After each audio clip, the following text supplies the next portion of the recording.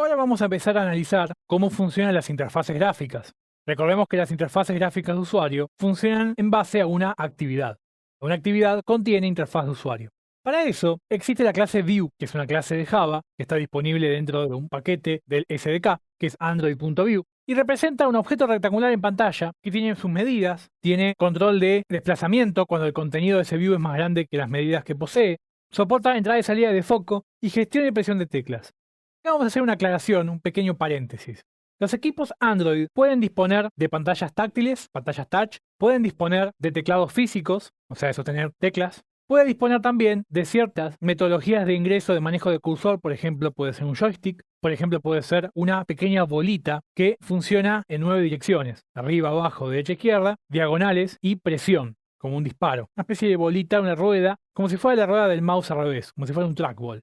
Los views, que son objetos que yo voy a poner en pantalla, automáticamente tienen que soportar todas estas modalidades, ya sea touch, ya sea teclado físico o ya sea un trackball. Entonces, viene automáticamente configurado en el view el manejo de todas estas posibilidades. Un widget es otro concepto que aparece por aquí. Es una clase que hereda de view, o sea que finalmente un widget es un view, es un objeto rectangular que se muestra en pantalla, pero que tiene alguna interacción un poco más elaborada. Un view es simplemente un rectángulo que maneja foco, maneja gestos, pero no dibuja nada. Un widget, en cambio, es un control real. Por ejemplo, un botón, un campo de texto, un texto que quiero mostrar, un mapa. Un widget es un control visual que yo puedo usar en pantalla. Luego tenemos el concepto del view group, que es un contenedor de views y sirve para agrupar muchos views o widgets en una cierta zona. Y dentro de los agrupadores más conocidos están los layouts, o los objetos que nos permiten disponer los elementos en pantalla.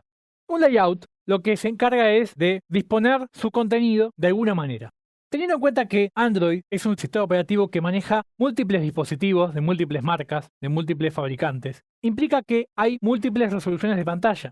Entonces necesitamos una manera que nos simplifique la reagrupación de los elementos en pantalla cuando tenemos resoluciones distintas e incluso cuando el usuario cambia la orientación del dispositivo. Por ejemplo, pasa de estar vertical a ponerlo apaisado u horizontal. Para eso existen los layouts.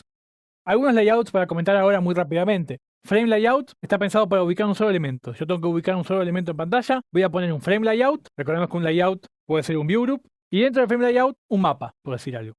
Linear layout es el segundo más usado. Permite ubicar elementos uno debajo del otro o uno a la derecha del otro. Por eso puede ser horizontal o vertical. Es otro de los más utilizados. Por ejemplo, si yo tuviera que hacer una pantalla de login con un campo usuario, contraseña y un botón, yo podría usar un lineal vertical, poner los dos campos de texto y un botón, y se va a poner automáticamente uno debajo del otro. Table layout me permite poner datos en filas y columnas, como una tabla. Entonces puedo poner 4 botones, uno con 2 filas y 2 columnas. El layout absoluto permite ubicar, mediante las propiedades de ubicación absoluta con X e Y, un elemento donde yo quiero, de la pantalla, en cualquier ubicación. Y layout relativo, puedo generar disposiciones de elementos relativos a otros. Por ejemplo, quiero que esté después del botón tal, quiero que esté debajo de tal. Puedo generar referencias relativas entre los controles para decidir cómo se ubican en pantalla. Y el último concepto, por el momento, del manejo de interfaz de usuario tiene que ver con el concepto de temas. Android viene dispuesto ya con varios temas. El tema lo podemos pensar como un skin, como una piel, que se le aplican a los widgets. Si yo cambio de tema, los widgets automáticamente cambian su visualización. Android viene con algunos temas y yo puedo desarrollar los míos propios. ¿Cómo se definen las interfaces de usuario? Las interfaces de usuario se pueden crear de manera declarativa o de manera programática. La manera declarativa es crear un XML, que es esto que estamos viendo aquí. Este XML se puede generar desde los entornos como Eclipse o Motodev Studio for Android. Un XML es parecido en alguna manera a un HTML, si bien no es lenguaje HTML, es un XML.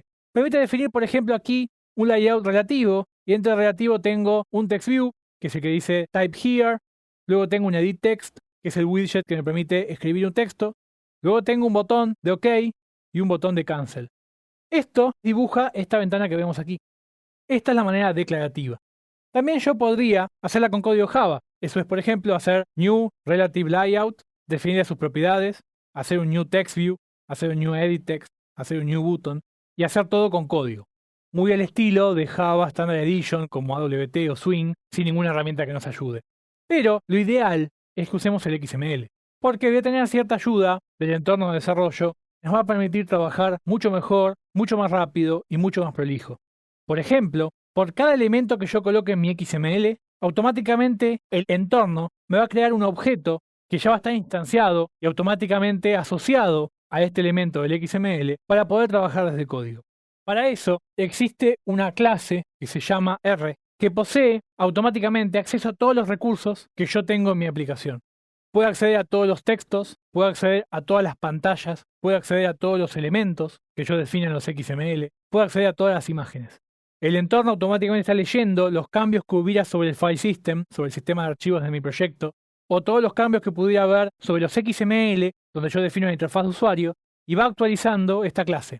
Cuando yo hago R mayúscula, punto, voy a descubrir todos los objetos automáticamente apuntados. También yo puedo trabajar a bajo nivel con una clase llamada Canvas, con la interfaz de usuario. Y eso sería dibujar a bajo nivel en 2 dimensiones o en 3 dimensiones, bitmaps, textos, imágenes, PNG, por ejemplo, líneas, círculos, gradientes, etc. También puedo usar OpenGL. Pero con esto estoy trabajando en lugar de usar widgets y views, que son los controles que me provee el SDK de Android, que ya funcionan, tanto con el touch, como con el teclado, como con un trackball. Con Canvas voy a estar dibujando a bajo nivel, por ejemplo, para un juego. Todo lo que sean recursos, ya sea de interfaz gráfica de usuario o de otros conceptos, van a ir en una carpeta llamada res, de recursos, de resources en inglés. Y esta carpeta posee subcarpetas, con nombres que debemos seguirlos exactos. Una carpeta es para guardar animaciones, la carpeta drawable es para guardar todas las imágenes que vayan en mi aplicación, ya sea el icono de la aplicación, ya sea fotos, logos, etc. En la carpeta layout vamos a encontrar todas las vistas, todos los views con sus widgets y con sus layouts que están asociados a pantallas de nuestros activities. En values vamos a poder almacenar arrays, colecciones, por ejemplo, una lista de países, una lista de tipos de cliente, colores, dimensiones, textos, strings que vamos a usar dentro de la aplicación y estilos. Con el objetivo, recuerdan que habíamos comentado que Android nos obliga a trabajar con buenas prácticas. Esta es una de esas maneras. Por ejemplo, en lugar de definir los colores de manera fija dentro del XML de una pantalla, nos conviene definir los colores en un archivo de colores. Entonces yo después voy a referenciar a ese archivo de colores. Y el día que quiero cambiar los colores de la aplicación, no tengo que volverme loco buscando por todos los archivos donde definí colores, sino que están todos definidos en el archivo de colores. Luego tengo una carpeta para guardar XML con datos y una carpeta para guardar archivos binarios, de lo que yo quisiera. Y lo interesante es que todos estos recursos después se pueden internacionalizar. Puedo convertirlos a otros idiomas de manera automática, va a levantar nuevos idiomas o va a utilizar el idioma correspondiente, no es que va a traducir automáticamente. Para eso necesitamos todavía al viejo y querido traductor, la persona que traduce, pero una vez que tenemos la traducción hecha, podemos hacer que el sistema operativo automáticamente utilice la versión que le corresponda. Y por último, si trabajamos con un SDK de Google, también podemos usar las APIs de Google. Para eso podemos usar un mapa o algunos servicios de conexión con XMPP, por ejemplo, para mensajería. Y ahí vamos a ver que podemos trabajar con SDK de Android y con SDK de Google. Cuando uso el SDK de Google, incluye el de Android, más estas librerías que son propias de Google y no son open source. Entonces, como es un proyecto open source, vamos a poder elegir trabajar solo con Android o con Android más las librerías de Google.